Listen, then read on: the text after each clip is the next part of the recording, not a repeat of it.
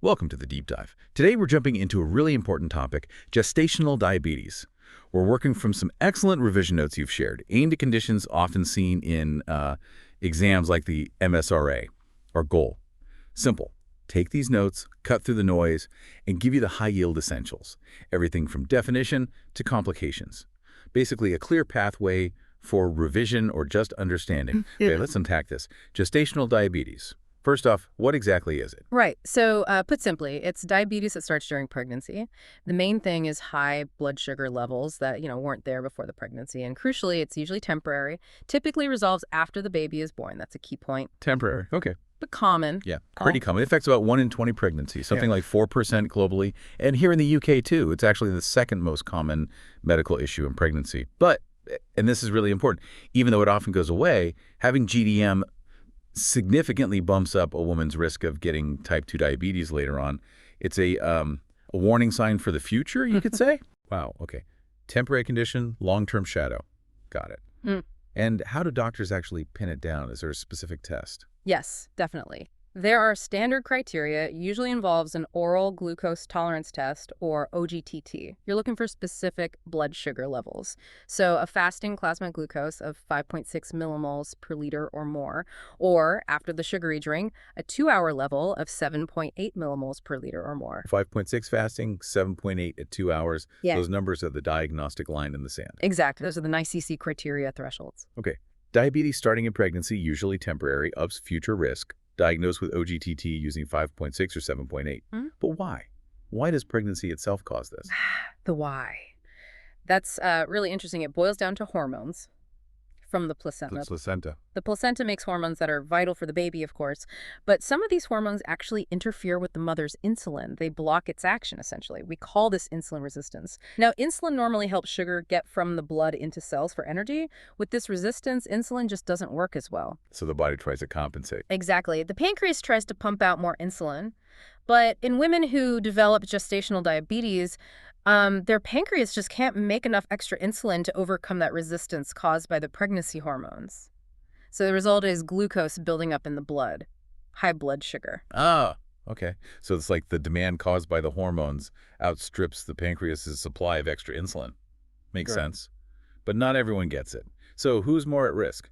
Good question. There are several well-known risk factors. A big one is weight before pregnancy, being overweight, or obese. How much overweight? Specifically, a BMI body mass index over 30, that increases the risk more than threefold. It's a major factor. Then there's family history.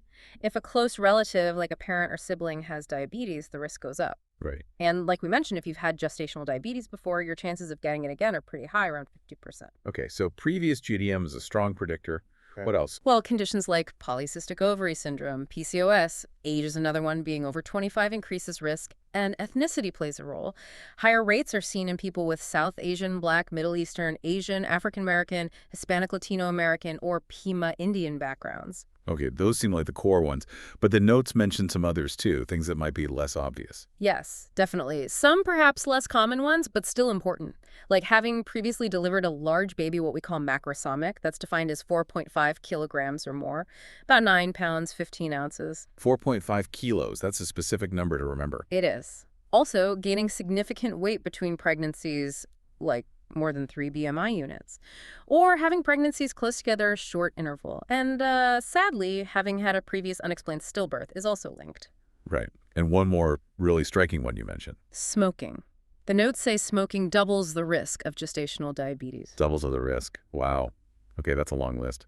For revision, maybe grouping helps, like weight and lifestyle, personal history, family history, demographics like age and ethnicity. That's a good way to think about it. And locking in those numbers, BMI 30, baby 4.5 kilograms, is helpful. Got it. So we know who's more likely to get it. How common is it overall? You mentioned the 1 in 20 figure earlier. Yeah, that's about right. Around 4-5% in the UK, maybe 2-5% globally. And these numbers are kind of going up, linked to the rise in obesity worldwide. Which ties back to obesity being a major risk factor. Exactly, it connects.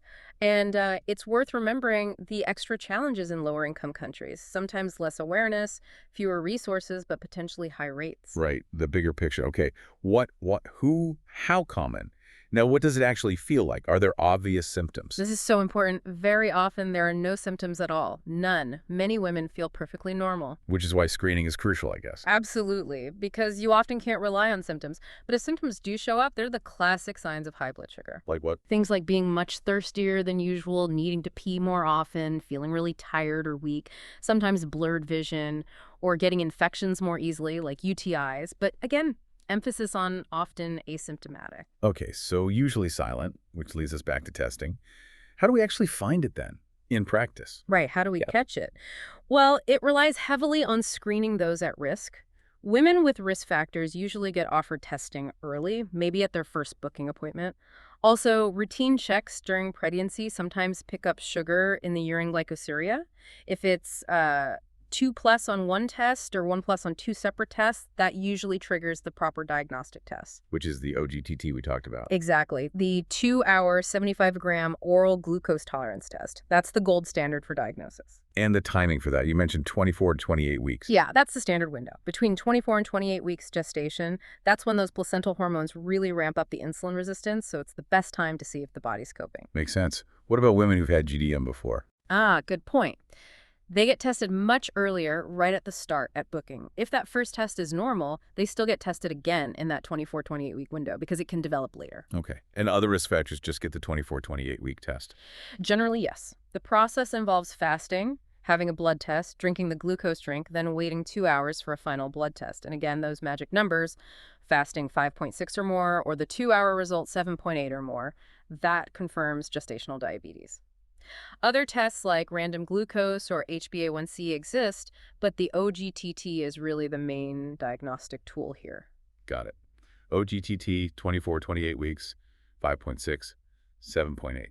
Key takeaways. Now, if someone does have high blood sugar in pregnancy, is it always gestational diabetes? Could it be something else? Yes, it could. The main thing to differentiate it from is pre-existing diabetes type 1 or type 2 that maybe just wasn't diagnosed before the pregnancy. Ah, so uncovering diabetes that was already there. Exactly. Making that distinction is important mainly for long-term management after the pregnancy, although controlling blood sugar during pregnancy is vital whatever the type. Okay, so let's say the diagnosis is gestational diabetes. What happens next? What's the management plan? Right. Management is all about keeping blood glucose in a tight, safe range for mom and baby. The first step is always lifestyle. Diet and exercise. Yep, a balanced diet, paying close attention to carbohydrates, spreading them out, choosing lower GI options, and regular physical activity that helps the body use insulin better. Then, crucial part, self-monitoring. Women learn to check their own blood sugar levels several times a day using a finger prick test. And there are specific targets they're aiming for. Yes, very specific targets. These are important to remember. Fasting levels should be 5.3 mmol or less. 5.3 fasting, lower than the diagnostic threshold. Correct. Then, 1 hour after starting a meal, the target is 7.8 mmol or less. 6.4 at 2 hours. Yeah. 5.3, 7.8, 6.4. Those are the management goals. Precisely. If diet and exercise aren't enough to hit those targets consistently, then medication is needed. What kind of medication? Often it's insulin therapy. Metformin is sometimes used too, but insulin is very common and effective. Women diagnosed are usually seen quickly, within about a week, in a specialist joint diabetes and antenatal clinic.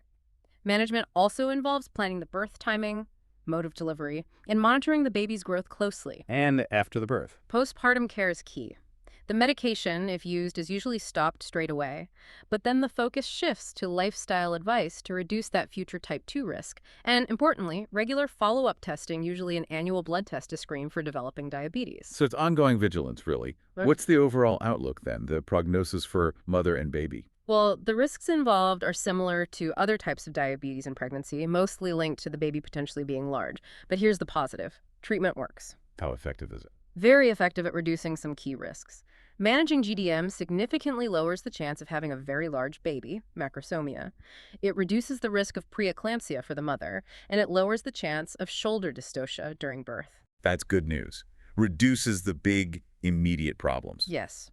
But, and this is a really interesting nuance from the research, treatment doesn't seem to make a big difference to the baby's risk of having low blood sugar right after birth, neonatal hypoglycemia, or their long-term metabolic health, like obesity risk, once you account for birth size. Oh, really? So it fixes the immediate delivery issues? Mostly, but maybe not all the metabolic stuff for the baby. That seems to be the complex picture, yes. It suggests there's more going on than just the glucose level itself during pregnancy affecting those outcomes. Fascinating. And for the mother long term? Well, blood sugar usually normalizes postpartum, but that 50% recurrence risk in future pregnancies is real. And the increased risk isn't just type 2 diabetes and metabolic syndrome. There's also a higher risk of coronary heart disease later on, even if she doesn't develop type 2. Right, and the child. The child born to a mother with GDM does have a higher chance of developing obesity later in life. Okay, so impacts across the board, short and long term. Let's be explicit about the complications if it's not well managed. What can go wrong? Sure. For the baby, the main issues stem from that high glucose exposure. Macrosomia, the large baby, which increases risks during delivery like shoulder dystocia, bone fractures, nerve injuries. Then neonatal hypoglycemia, the low blood sugar after birth because her own insulin production was ramped up, being born large for gestational age. Sadly, an increased risk of perinatal mortality, too. And longer term to the child. Longer term, potentially issues with glucose tolerance, that higher risk of obesity we mentioned, and maybe even impacts on intellectual development, though that's still being studied closely. For the mother, during pregnancy, the big risk is preeclampsia. And long term, the major one, as we've stressed, is that significantly higher risk of type 2 diabetes down the line. It really highlights why catching it and managing it is so vital. Okay, so let's try and pull this all together for you. We've dived into gestational diabetes using these revision notes. We know what it is: pregnancy-induced high blood sugar, usually temporary, diagnosed with an OGTT, those numbers 5.6, 7.8. We know why it happens: placental hormones causing insulin resistance that the body can't quite overcome. We know who's at higher risk: BMI over 30, family history, previous GDM, ethnicity, age over 25, previous large baby over 4.5 kilograms, smoking. Lots to remember there. Yeah, grouping them helps. Definitely. And we know screening, OGTT at 24, 28 weeks, is key because it's often silent. Management starts with lifestyle, then monitoring targets 5.3, 7.8, 6.4, then potentially medication like insulin. That's the core pathway. And the outcomes. Management really helps reduce big risks like macrosomia and preeclampsia, which is great, but maybe doesn't fix everything, like neonatal hypoglycemia or some long-term child health risks. It's complex. It is. Hopefully breaking it down like this helps make it stick for revision. Absolutely. And maybe a final thought to leave you with, sort of building on that complexity. Consider this. The fact that our current treatments are good for preventing macrosomia and preeclampsia, but not so much for neonatal hypoglycemia or, seemingly, the child's long-term metabolic future. Well, it really highlights that maybe simply controlling the mother's glucose during that pregnancy window isn't the whole story. There might be deeper developmental programming effects, or maybe interventions need to start earlier or differently. It points to areas where we still need more understanding. That's a really thought-provoking point. It's not just about hitting the numbers during those months. Okay, that wraps up our deep dive on gestational diabetes for today. A huge thank you for bringing your source material and tuning in. We hope this breakdown has been really helpful for you. Keep exploring, keep consolidating that knowledge. And specifically, if you are prepping for the MSRA, you might want to check out pastamsra.com and also freemsra.com for more resources. Thanks for joining us, and we'll catch you on the next deep dive.